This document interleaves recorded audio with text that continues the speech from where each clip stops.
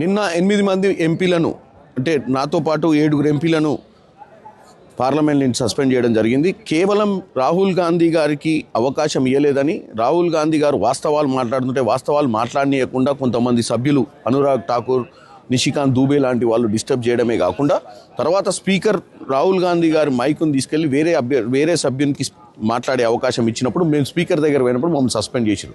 ఒకటి ఈరోజు మీరు చూసినట్టయితే మేమందరం కూడా ఇక్కడ ధర్నా చేస్తున్నాం.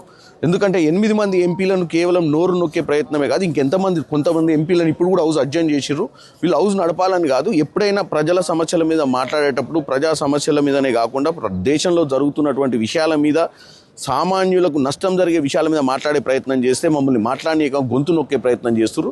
గొంతు నొక్కినంత మాత్రాన ఏం కాదు. ఒకవేళ వాళ్ళు ఇవాళ మమ్మల్ని చట్టసభలకు ప్రజలు పంపించింది ప్రజా సమస్యల మీద మాట్లాడటానికి. ఈ దేశంలో జరుగుతున్నటువంటి ఏ లా మీదనైనా చర్చ జరగకుండా వాళ్ళు ఇష్టానుసారంగా చేస్తున్నటువంటి పద్ధతిని మేము ఎదుర్కొంటున్నాం అన్న ఉద్దేశంతో మా గొంతులు నొక్కే ప్రయత్నం చేశారు. కానీ ఈరోజు వాళ్ళు గొంతు నొక్కినంత మాత్రాన మేము ఆగే ప్రయత్నం చేయము. మేము డెఫినెట్గా మకర్దార్ దగ్గర మేము 8 మంది ఎంపీలను కూడా ఈరోజు ధర్నా చేస్తున్నాం.